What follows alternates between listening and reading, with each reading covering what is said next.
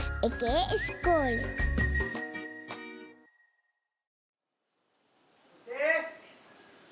පුතේ ගෝනි.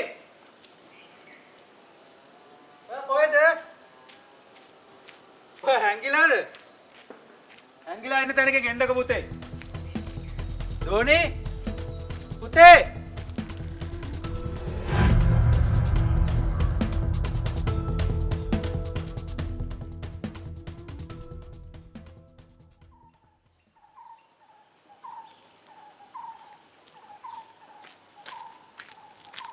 පුතේ කොහෙද ඔයා ගියේ? තාත්තේ කොච්චර බය වුණාද? තාත්තා බය වුණාද තාත්තගේ සුද්දෝන් නැති වෙලා කියලා? ඒකනේ. මං ගේ හැම තැනම හෙව්වා. කොහෙද තාත්තිටත් නොකිය ගියේ? මම ගියා වසුන්දරා නැන්දලා ගෙදර. ඉතින් පුතේ වසුන්දරා නැන්ද දැන් පොඩ්ඩකට කලින් ඇවිල්ලා ගියානේ. ඒ වුණාට එයා ගොඩක් වෙලා හිටියේ නෑනේ වෙනදා වගේ. ඒ හින්දා මම ගියා චොකලට් එකක් අරගෙන වසුන්දරා නැන්ද බලන්න. මගේ දෝනි වසුන්දරා නැන්දට ආදරේද? ඔව්. මම ගොඩක් ආදරේ. එයාත් මට ගොඩක් ආදරේ. දැන් මගේ දූ කොහොමද දන්නේ වසුන්දරා නැන්ද ඔයාලට ගොඩක් ආදරේ කියලා?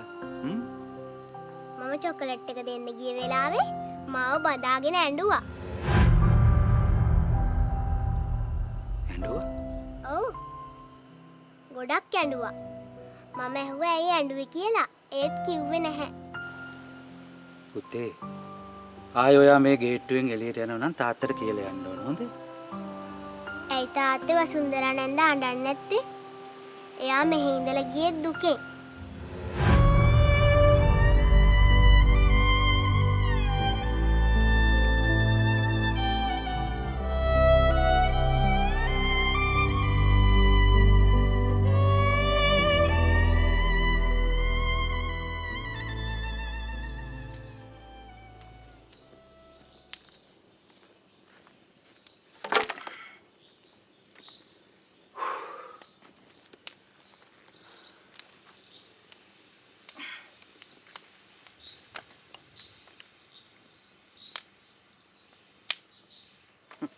මොකෝ පුතා කේන්ද කියලා මොකක් සර් අර කරපු වැඩේ මොකක්ද අර ධර්මයටයි චන්දරයටයි මෙතන මයින්න දුන්න සර් මනින්න දුන්න විතරක් නෙමෙයි මයින්න හැටිත් ඉගෙනුවා කුසල් පුතා ඒගොල්ලෝ මන්නේ වැරදියටනේ ඒ වුණාට ඒගොල්ලෝ මයින්නේ අපි වෙලවන්නනේ ඒ වගේ සර් මොකටද හරියට මයින්න හැටි ඉගෙනුනේ කුසල් පුතා මම ගුරුවරයෙක් මම දුෂ්කර පළාත් වලට ගිහිල්ලා ඒ අහිංසක ළමයින්ට විතරක් නෙමෙයි ළමයින්ගේ අම්මලා තාත්තලාට පවා ඉගන්නපු මිනිහෙක්. ඒ වගේ කෙනෙක් මෙතන වැරදි දෙයක් කරනකොට ඒක නිවැරදි නොකර ඉන්න කියලාද කුසල් පුතා මට කියන්නේ. ඒ වුණාට සර් මුන් සර්පයෝ. කුසල් පුතා මේ කතාව හොඳට අහන්න. මේක චීන ජන කතාවක්.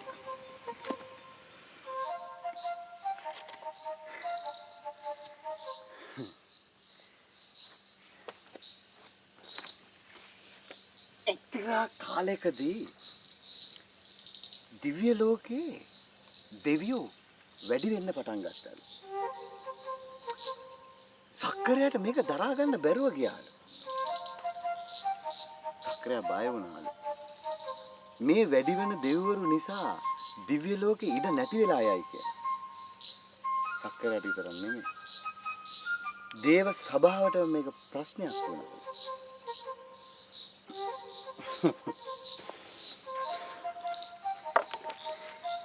සක්‍රියා බැලුවලු මේ ප්‍රශ්නේ විසඳන්නේ කොහොමද කියලා. සක්‍රියාට ටංකාල අදහසක් ආවා. දිව්‍ය ලෝකේ වැඩි වෙන හැම දෙවි කෙනෙක්ම හංගන්න පුළුවන් තැනක් මතක් වුණා. මේ මනුස්ස ලෝකේ හැම මිනිහෙක්ගෙම හිත ඇතුලේ මේ දිව්‍ය ලෝකේ වැඩි වෙන හැම දෙවි කෙනෙක්ම හංගන්න තීරණය කළාලු. තීරණය කරා විතරක් නෙමෙයි සක්‍රියා හැම මිනිහෙක්ගෙම හිත ඇතුලේ දෙවිවරු හැංගුවලු. නෑ මේ මං ඇතුලේ දෙවි කෙනෙක් හැංගිලා ඉන්නවා සර්. කුසල් පුතාගේ හිත ඇතුලේ විතරක් නෙවෙයි ධර්මගේ හිත ඇතුලේ හැංගිලා ඉන්නවා. ඒ විතරක් නෙවෙයි චන්ද්‍රගේ හිත ඇතුලේත් ඉන්නවා. අපි මේ දෙවිවරුන් එළියට ගන්න ඕනේ පුතා.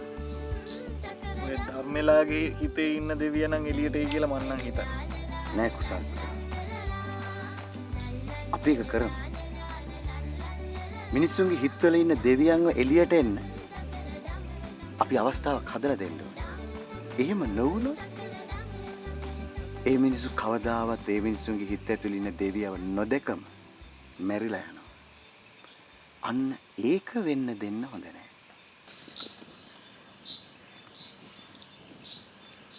අනේ මන් දන්නේ සර්.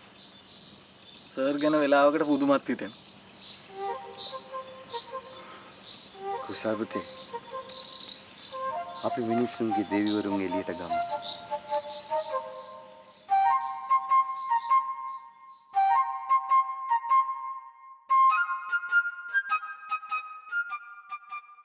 Dove conditioners වල ඇති moisture lock system තෙතමනය රඳවා සුසිනිඳු freeze protected කෙස් කලඹක් ලබා දෙයි.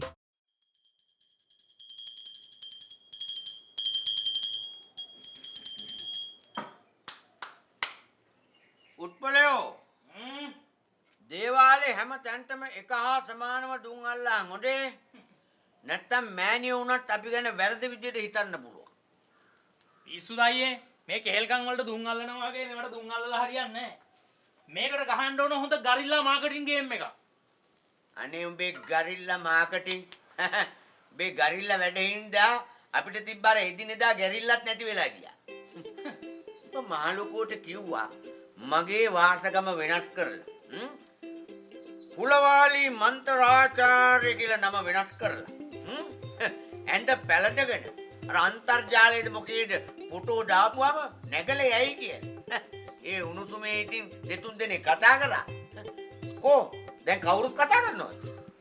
එහෙමනේ අයියේ. මේ එලිෆන්ට් වැඩේ අපි ටික ටික තමයි මාකට් කරන්න ඕන.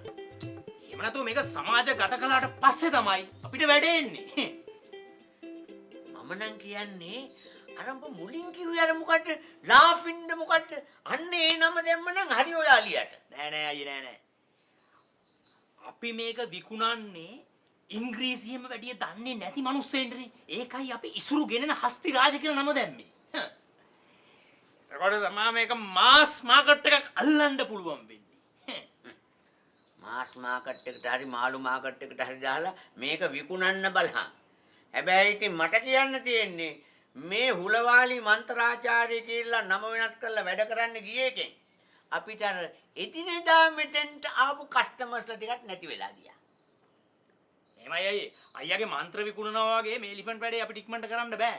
නෑ බං මම කියන්නේ දැන් ඔය මෙතෙන්ට උදේ පාන්දර කී දෙනෙක් ආවද? කී දෙනෙක් ආවද? ඒ මිනිස්සු දැන් ඔන්න මල් වට්ටි තියාගෙන, පළතුරු වට්ටි තියාගෙන, බුලත් අත් අරගෙන මෙතන පොලිමේ පොර කගානේ හිටියේ. මොකටද? එකිනෙකාගේ මේ වැටමායින් වලට රණ්ඩු වෙලා එක එකාට කොඩි වින කරගන්න, ඌණියම් බන්ධන කරගන්න. තමන්ගේ මිනිහගේ බීම නවත්තන්න කියලා දෙහි කපා ගන්න, නූල් පන්නන්න. කී දෙනෙක් ආවද? ළමයාට කණ්ඩ බෑ උස්මුරුත් ආවයි බඩේ රුජාවයි කියලා මේව කරගන්න කී දෙනෙක් ආවද? අද කවුරුත් නෑනේ. ඒ මොකද? මම ඔබට එකක් කියන්නම්. උඹගේ ওই වැඩ එකක්වත් හරි ගියේ නැත්තම් අපි මේ දේවාලේ වහලා දාලා මාස් මාකට් එකට නෙවෙයි අපිට යන්න වෙන්නේ. මාළු මාකට් එකට. මෙහෙමනේ අයියේ. සල්ලි ටිකක් වියදම් කරන්න ඕන සල්ලි වැඩිපුර හම්බ කරන්න නම්. සල්ලි ටිකක් තිබ්බනම් දන්නවා ගේම ගහන්න ඕන හැටි. වැඩිපුර සල්ලි ගියක් හරි හම්බ කරගන්න තියෙන එක chance එකක් තමයි හසිතයාගේ බිව්ලගේ මගුල. ඒක තාම හරියට සෙට් කරගන්න බැරි වුණානේ. කොහෙද ඉතින් ඒක හම්බුණත් හම්බෙන්නේ අක්කටනේ අපිට. හරි ඉතින් ගෑනිට හම්බුණා මොකද මිනිහට හම්බුණා මොකද? ප්‍රියානිට හම්බුණාත් ඉතින් ටික ටික ඒකත් මමනේ ගන්නෙ. මේ එදා මං කිව්වනේ ඔබට බිව්ලගේ නම්බරේ දාගන්න කියලා ෆෝන් එකට. හව්. දාගත්තද? ඔව්. ෆෝන් එකක් ගන්නේ බිව්ලට. මේ හැබැයි මේකේ වැඩි සල්ලි නෑ.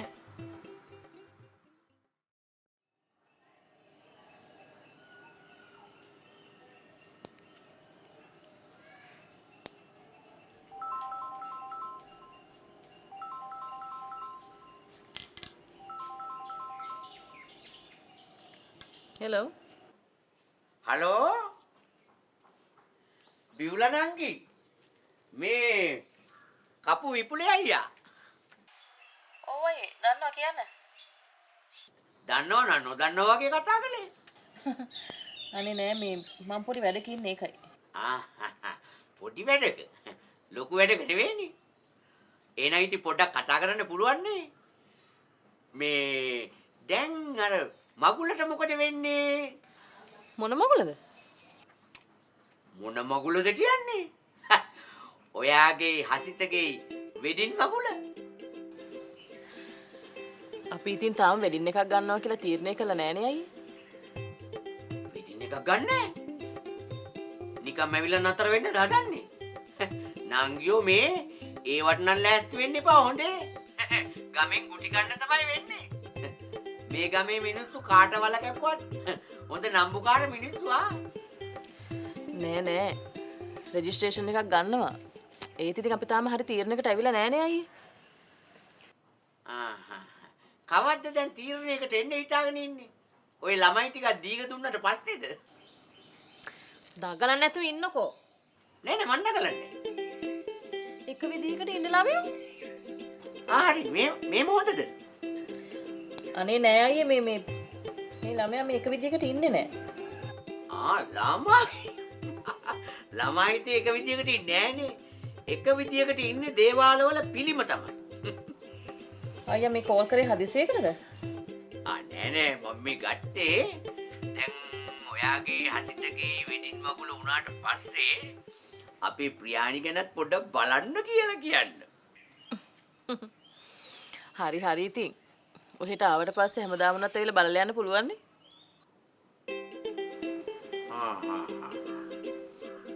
හරි නංගි. එහෙනම් තියන්නම් බයි. Take care. ඕකේ අයියේ බයි. මොකද උනේ? මොකද කිව්වේ? එක්කෝ මේ ගෑනු කියන જાතිය කපටි. එහෙම නැත්තම් උපංගේ මෝඩ.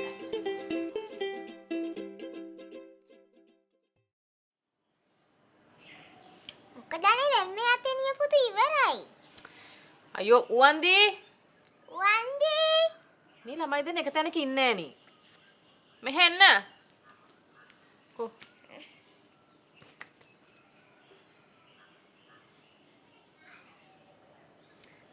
මොකද ළමයි කරන්නේ? අම්මගේ කොණ්ඩේට අලුත් හෙයාර් ස්ටයිල් එකක් දාන්න හද. අනේ මගේ කොණ්ඩේ අවුල් කරන්න තු ඉන්න. මේ කොමෙටෙන් මේ ඔය දෙන හසරලිගේ ගෙදර ඉන්න කැමතිද? අනේ ඔව්. එයා හරි ෂෝ. අපිට හැමදාම සෙල්ලම් කරන්න පුළුවන්. අනේ අම්මේ සෙල්ලම පොත් ගැන මතක් වෙන්නේ නෑනේ. මතක් වෙනවා. තාම අලුත් ඉස්කෝලේකට යන්න බැරි වුණානේ. අලුත් ඉස්කෝලේකට ගියාම පාඩම් කරන්න. කවද්ද අපිට අලුත් ඉස්කෝලයක් හම්බ වෙන්නේ? ඉක්මනටම යන්න පුළුවන්. අලුත් ඉස්කෝලේට අසරෙල්ලේ ගෙදර ඉඳන් ළඟයි නේද? ඔව්. එතකොට අපි තුන් දෙනාටම එකට ඉස්කෝලේ යන්න පුළුවන්. ඔව්. අපි අසරෙල්ලේ ගෙදර ගියාට පස්සේ ආයෙත් මේ ගෙදර එන්නේ නෑ නේද අම්මේ? නෑ. අපි හැමදාමත් අසරෙල්ලේ ගෙදරදී ඉන්නේ. අපේ තාත්තත් ඒ ගෙදරට එනවද?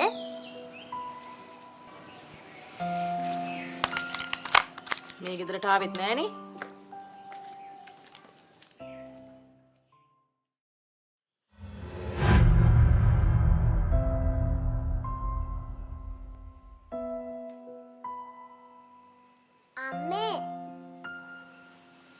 අම්මේ අපේ තාත්තා අපේ ගෙදරට අලුත් අම්මෙක් ගේන්න හදන්නේ. ඒ අම්මටත් මගේ වයසෙම දූලා දෙන්නෙක් ඉන්නවා. ඒ දෙන්න මගේ යාළුවෝ. උවන්දි පහන්දි දෙන්නම හොඳයි. ඒගොල්ලෝ මගේ යාළුවෝ තමයි. ඒ වුණාට අම්මා එක ගෙදරකට අම්මලා දෙන්නෙක් ඕනේ නෑනේ. මගේ අම්මා විතරක් ඇති.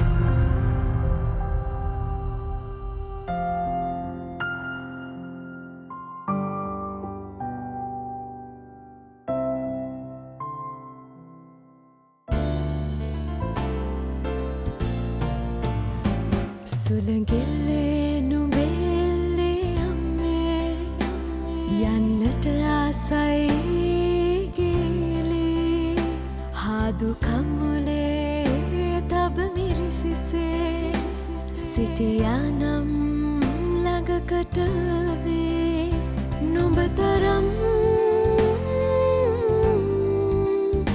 කවුරුවත් නෑ අම්මේ නුඹ තරම්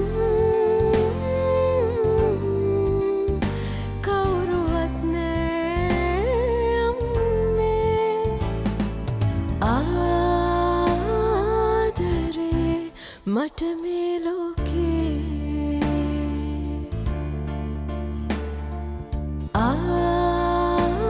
ආදරේ මට මේ ලෝකේ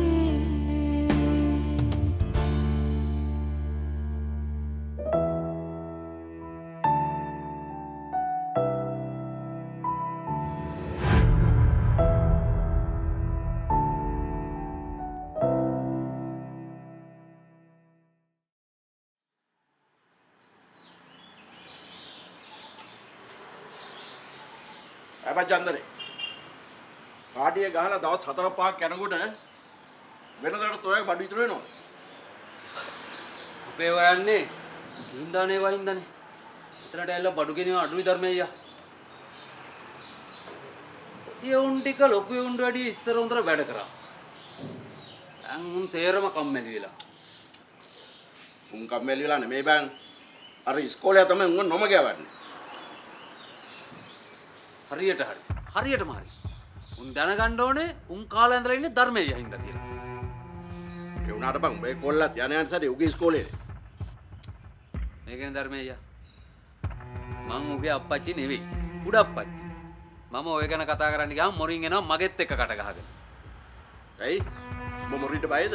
උඹලත් පිරිමිද බං? නෑ ධර්මయ్యා බයකට නෙවෙයි. ඔය කට ගහගෙන යන වෙලාවට මට කේන්ති ගියොත් එහෙම මරණයක් නේ සිද්ධ වෙන්නේ. ඒ මොනොත් නිකම් මං හිරේ විලංගුවේ වැටෙනවා. මම හිරේ ගියා කියන්නේ ඒකෙන් පාඩුවක් ධර්මයට. උඹලා මේ සේරම කරන්නේ මගේ ලාභ පාඩු බල. අනේ නිකන් ඉතින් චන්දරේ උඹගේ කට විතරයි. මං දැක්කන අර ඉඩම් මයින්ඩ් කියලා වේ අර ළමයි මැද්දට වෙලා කලකිරි නැටුමට වගේ හිටගත්ත හැටි. ඒ කලකිරි නැටුමට නෙවෙයි ධර්මయ్యා. මට ඉර වෙන්න කිව්වනේ අනිත් ග්‍රහ ලෝක වලට වටේ කරගෙන්න. අනිත් එක මට ඉර වෙන්න කිව්ව හින්දා ගියා මිසක් ඔය පොඩි ග්‍රහ ලෝක වෙන්න ගියා නම් මගේ බල්ලවත් යන්නේ නැහැ. ඒක හිටන් බෑ බල්ලට කලින් උඹ යනවා දෙපත් නය. අනේ ඉතින් එහෙම කතා කරන්න එපා ධර්මయ్యා. මං ඉතින් ඔය අනිත් එවුන් වගේ නෙවෙයිනේ. බෙල්ල ගහලා ගියත් ධර්මయ్యගේ පැත්තේ. චන්දරේ කවුද බං අනිත් උන්? ඉතින් ඔය උපාසක මූණ පෙන්නගෙන ඉන්නේ උන් මං කිව්වේ මේ චන්දරේ මේ කියන දෙයක් කෙලින් කියපන් මගේ මැරුණොකා. නෑ ධර්මయ్యා.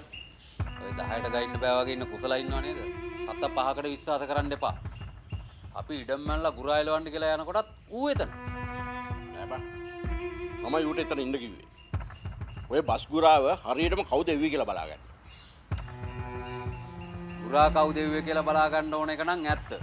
ඒ වුණාට වැඩේට යපු සතා තමයි හරියන්නේ නැත්තේ. උඹ කියන්නේ උඹ යවන්න කියලාද? මට උනත් කරන්න බැරි නෑ. අනේ නිකන් ඵලයන් බයි යන්න. ගිය ටිකට මම දැක්කනේ බූත් එක එකතු වෙලා මට රූට් පර්චස් උගන්නන්න හැදුවා. මිනිහා හොරෙක් වුණත් කීව ටික බොරු නෙවෙන්නේ ධර්මයේ. ඔබට අඩු ඉගෙන ගන්න එක විතරයි. ඒක හිතා චන්දරේ මම මේ මොනර කොළ උඩ පියාඹන්නේ ඉගෙනගෙනද? ඉගෙන ගනින් සල්ලි හොයන විදිය. ඔය ළමයිට තේරෙන්නේ නැහැ. ඒ හින්දා උන් ඔය ඉස්කෝලේ නොමග යවන්න කලින් බේර ගන්න ඕනේ. අපි ගුරා එලවමු. ඒකනේ බං ගිහලා ඉදමත් මැන්නේ. හේතු යන පාටක් නැහැ. මේ චන්දරේ උඹට මතකද අර පොල් කොටන් නාට්‍යයේ යමපල්ලට කොටලා හිරේගේ යමරජුරෝ ගැන. යමාරු මිනිහා ගේමු. නේ ඔයගිලා ගුල්ටේ ක්ලාස් කරමු.